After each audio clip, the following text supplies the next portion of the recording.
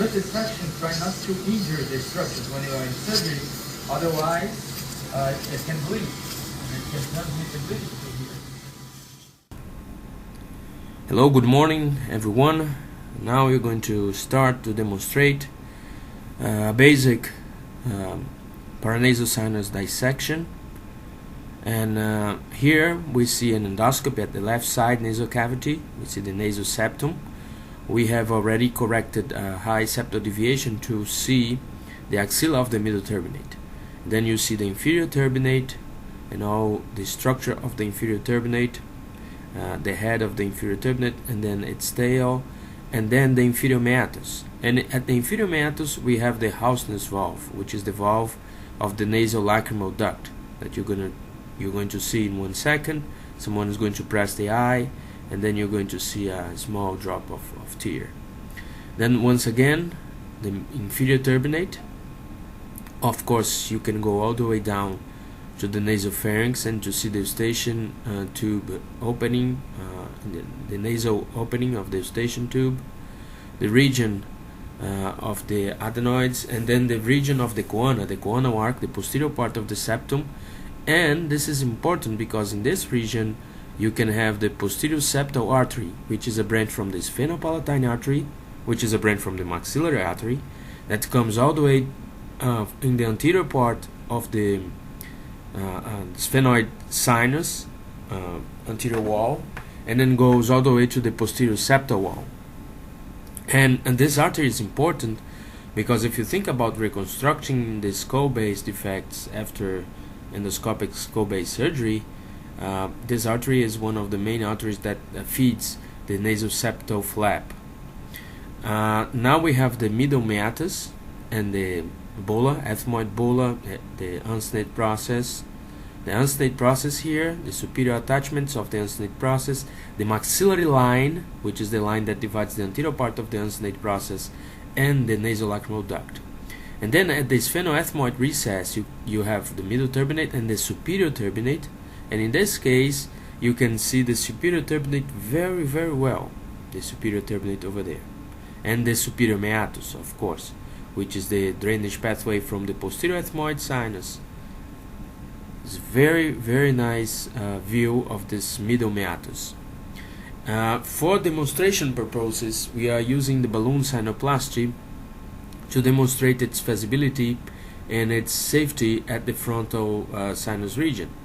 So you place the guide catheter, you will see the translumination light in the forehead of the patient, and then using the guide catheter as a railway, you advance the balloon, and then you dilate the balloon, which is a very hard piece of equipment when dilated. It's a non-compliant balloon, and you can dilate up to 10 to 12 atmospheres, and it will break some of this bone of the anterior ethmoid bulla wall, of the frontal recess, and it's going to reshape the frontal sinus drainage pathway, in this case, for instance. And then as you can see, after dilation we can see the creation of this, the enlargement, of course, of this pathway, of this drainage pathway from the frontal sinus, from the left side frontal sinus.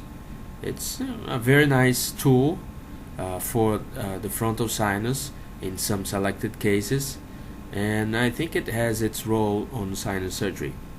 Of course, now again come back to the middle meatus, and you see an accessory ostia. As you can see, it's a very big accessory ostia in this case. And then of course you have the ethmoid bulla, the middle turbinate in the left side, the unsnate process, the hiatus semilunaris, which is this 2D structures, two-dimensional structure, where you have between the posterior free edge of the unsnate process and the ethmoid bulla. And now we use this landmark to find the maxillary sinus natural ostrom. We call this the M line. You have the maxillary line and you have this M line. The maxillary line is this one. It's from this anterior part of the unsnate process and the nasolacrimal duct. The M line is from the most inferior part of the ethmoid bulla to the nasolateral wall. So if you use this landmark, you will find the maxillary sinus natural ostrom. And this is very important because the main cause of failure in maxillary sinus surgery is to forget to include the maxillary sinus natural ostrum into your antrostomy, and this can lead to recirculation and to lead to problems. So we find the M line, which is the most inferior line, horizontal line from the most inferior part of the ethmoid bulla to the nasolateral wall, and then we see now the maxillary sinus natural ostrum. The maxillary sinus natural ostrum is always angulated, it's never straight. So this space between the maxillary sinus natural ostrum and the hiatus semilunaris is called infundibulum. This is a three-dimensional space, it's called the infundibulum. And then once you find the maxillary sinus natural ostrum, you can enlarge and create your antrostomy.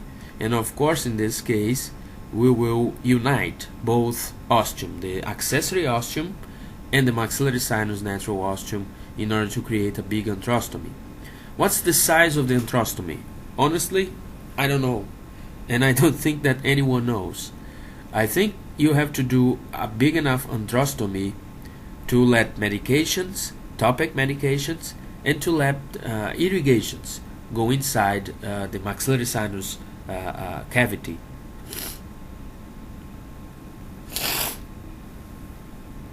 Of course, we are using a shaver, and this shaver instrument is very nice also, just like the balloon sinuplasty, because the shaver instrument can help you to draw a very nice anatomy and to eliminate the mucosa that is overhang on the nasal cavity. So you can use the shaver. Of course, you have to be careful with the shaver and study the CT prior of the surgery in order to avoid some problems, because the shaver doesn't differentiate nasal mucosa from nasal polyps, from eye content, from brain content. So it's very important to have this in mind and to use the shaver in a very safe way, in a very positive way. So this is important also. When you want to perform a surgery only of the maxillary sinus, you can keep the superior part of the uncinate process. This helps with the aerodynamic procedures, because the uncinate process directs the air to the frontal sinus and to the maxillary sinus. And also this helps with avoiding or trying to avoid the lateralization of the middle turbinate after the surgery, which is one common complication also of maxillary sinus surgery. So in the cases that you're not going to perform a frontal sinus approach, or you're not going to perform an ethmoidectomy, a complete ethmoidectomy, you can spare the most superior part of the uncinate process in order to avoid scarring and lateralization of the middle turbinate. And of course, if you want to do surgery in the frontal sinus or in the ethmoid sinus, you need to remove the most superior part, trying to save its superior attachment, especially the attachment that forms the Aganase cell, which is the first ethmoid cell. Now you are looking inside the maxillary sinus cavity, and as you can see, we can find with a transparency of the posterior wall of the maxillary sinus the maxillary artery, or a branch of the maxillary artery that forms the sphenopalatine artery. So of course you have the ethmoid bulla, and you have the most superior parts of the attachments of the uncinate process. The uncinate process can have many superior attachments. One goes to the orbit, one can go to the middle turbinate, another one can go to the skull base. So the important thing is to try to identify those superior attachments and try to understand those attachments in order to try to understand the frontal sinus drainage pathway. If you find the Aganase cell, which is the first ethmoid cell, and one of the cells present at the superior attachments of the uncinate process, the frontal sinus can be found either medially to the Aganase cells or posteriorly to the Aganase cells. In some special cases, you can go through the Aganase cell to go to the frontal sinus. Of course, if you poke cells, if you perforate cells, this is not good because it can be a little bit dangerous and you can become a little bit lost in the anatomy and end up with a CSF leak. But if you find this most superior attachments, and if you find the Aganase cell, the Aganase is a very nice anatomical landmark that can direct you to the frontal sinus drainage pathway and to the frontal sinus itself. Of course, if you have a big aganasi, the frontal sinus drainage pathway is going to be small.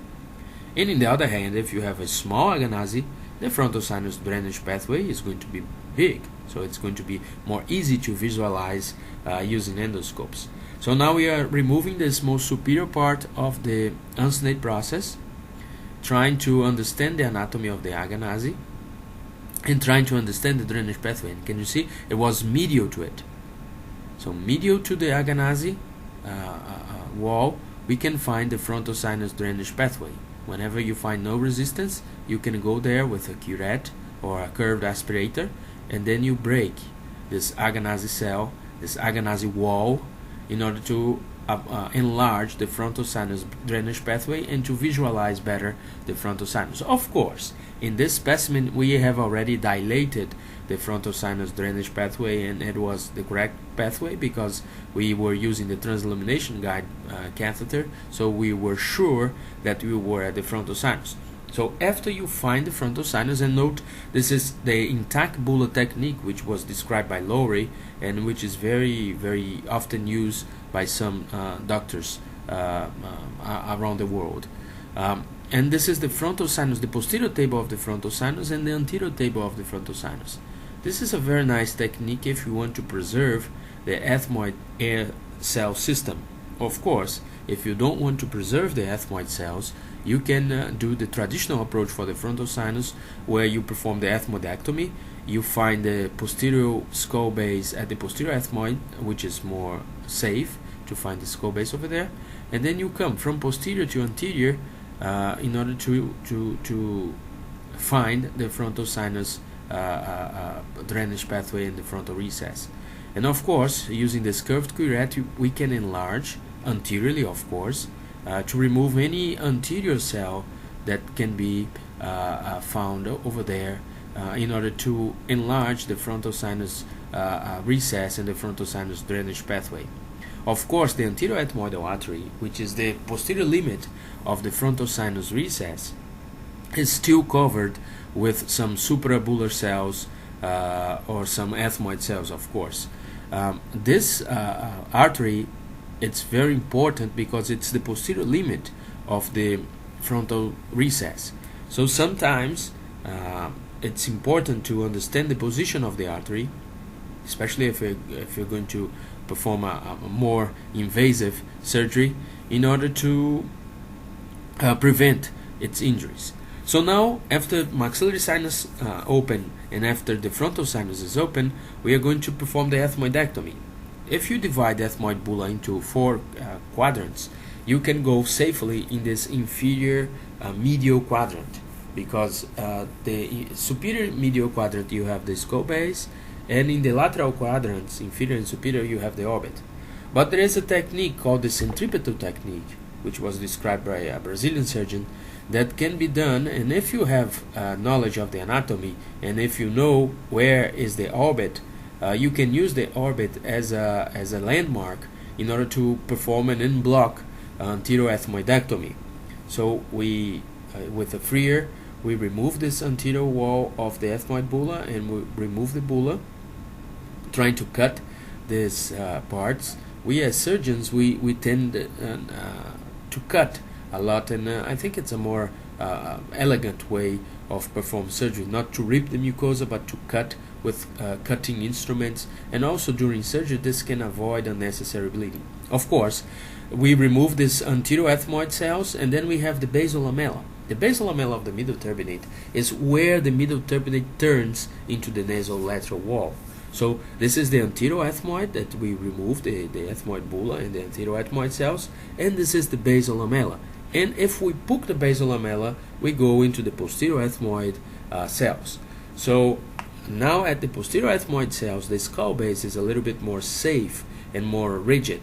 So you can go in with instruments and try to skeletonize this skull base in order to find its position and in order to unite, because you have already the frontal sinus and the posterior wall of the frontal sinus, and then if you find the skull base at the posterior ethmoid cells, at the posterior ethmoid sinus, you can unite and communicate this skull base in the frontal sinus and the skull base over there, in order to not to miss any ethmoid cells at the skull base.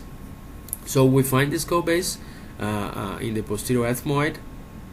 As you can see, the skull base goes a little bit down, but if you use also the maxillary sinus as a landmark, you always see that the most superior part of the maxillary sinus is a little bit lower than the skull base in the posterior ethmoid cells.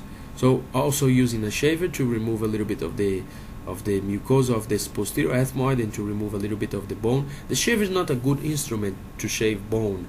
Of course, the ethmoid bone is a very soft bone, is a very thin bone, and sometimes the shaver can be used in order to remove those bones. During live surgery, it's very important to try always to remove those bone chips, because otherwise they can infect and they can generate some inflammatory process, some osteitis, that can maintain the inflammatory condition in the paranasal sinus cavities, and this can lead to not very good symptoms for the patient. So we find the skull base there, and as you can see, there is an angle. This anterior ethmoid, this angle from the posterior ethmoid skull base and the anterior sphenoid sinus wall is called the sphenoid ethmoid angle. So it is very important, and at this angle sometimes you can find the posterior ethmoid artery. So now we are removing the remaining cells of the anterior ethmoid, trying to communicate the skull base that we already found on the posterior ethmoid to the frontal sinus. So as you can see, using cutting forceps, curved through cut forceps, trying to remove these cells, these remaining cells, and trying to go to the position or to the place of the position of the anterior ethmoidal artery. So the anterior ethmoidal artery, although it's a terminal branch of the ophthalmic artery, the anterior ethmoidal artery is more thick than the posterior ethmoidal artery. Usually the proximal arteries are bigger than the distal arteries. This does not happen with the ethmoidal arteries. The distal artery is bigger than the proximal artery. So you have the maxillary sinus, the ethmoid sinus already open, the orbit, middle turbinate, and at the skull base with this curved section we can identify some cells on the skull base, the region of the position of the anterior ethmoidal artery, which is there in this position there, and the anterior ethmoidal artery is always curved. Can you see by transilluminescence between the bone? It's protected by the bone, of course, in some cases, and you can see in the CT scan prior to the surgery. And of course, it's the limit, the posterior limit of the frontal recess, the anterior ethmoidal artery. The frontal recess has four limits, four boundaries. Medially is the middle turbinate, of course. Anteriorly is the frontal beak. Laterally is the orbit, and posteriorly you have the anterior ethmoidal artery. So now we have the superior turbinate at the sphenoethmoid recess, and as you can see the natural ostrom of the sphenoid sinus. The natural ostrom of the sphenoid sinus, it's always between the middle turbinate and the septum. So you can enlarge this ostrom, and you can go directly from the nasal cavity to the sphenoid sinus cavity, where you can see the pituitary region over there, and laterally you can see the optic carotid recess, the optic nerve, the carotid artery region, and in some cases you have a very nice lateral pneumatization, which is called the pterygoid pneumatization, which can be very useful for some surgeries, but in the other hand can bring some problems, especially in some cases of women that are overweighted, and they can have CSF leaks through a defect at the Steinberg canal that you can find over there between the median nerve and between the V2 nerve. So of course this is the position of the sphenopalatine artery, and we can dissect also the sphenopalatine artery, finding the ethmoid crest. And after finding the ethmoid crest, you can find, you see, it's like the pyramidal eminence of the nose, of course, and then the ethmoid crest directs you into the sphenopalatine artery.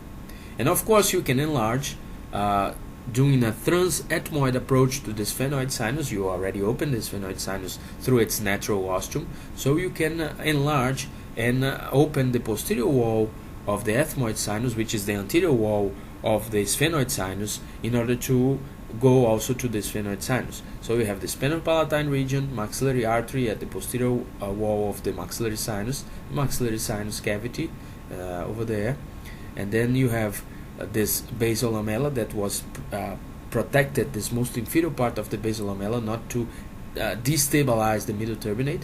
And of course you can go all the way laterally to try to find if there is a pterygoid pneumatization. In this case we can see in a little bit this pterygoid pneumatization, and you can see V2 on the top and then the video nerve canal on the bottom. The video nerve canal is very important because it can direct you directly for the carotid artery in some special cases. The video nerve canal is down there. It's an angulated view with a 45-degree endoscope, this one, and as you can see there's a small canal which is called the video nerve canal. The video nerve is very important. Optic carotid recess and the optic nerve over there in the sellar region, where you can find the pituitary gland and also the clival region. The clival bone is a part of the occipital bone that fuses with the sphenoid bone in order to form this posterior wall of the sphenoid sinus that goes to the posterior fossa and the brain stem that you can have posterior to it. So the clival region there, the clival region is limited laterally by the carotid arteries, the internal carotid arteries, and of course in this sphenoid sinus you have the intersphenoid septum, the intersinus septum that can divide the sphenoid sinus into two sinus, and always one is bigger than another one. This left side is much more bigger than the right side sphenoid sinus. The most important thing is most of the times the intersinus septum does not represent the midline. So if you think that you are in the midline using the intersinus septum as a landmark, this is not a very good landmark to follow. So the intersinus septum sometimes goes directly to the carotid artery. So it's very important to understand this relationship between the intersinus septum, and one good way to keep at the midline in the sphenoid sinus is to use the nasal septum. So if you open the sphenoid sinus using a transseptal approach, you have the nasal septum as a landmark for the midline.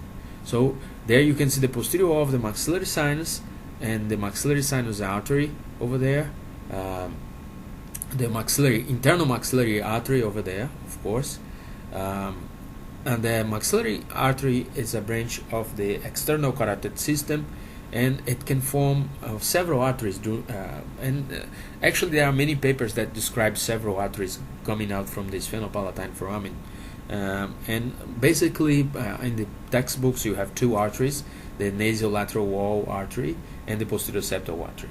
So once again we are in the sphenoid sinus, and we can see the planus sphenoidale. The planus sphenoidale is a region that is from it has a posterior limit at the pituitary fossa, and the anterior limit is the posterior ethmoid artery, where you can see in the region over there. So the skull base is there. This is a region that is very soft and very easy to perforate the skull base and to create a CSF leak. This lateral lamella is very prone, very easy. So if you are if you don't have many experience during endoscopic sinus surgery, during ethmoidectomy, this is the place that you have to be careful with, not to create any iatrogenic CSF leak or CSF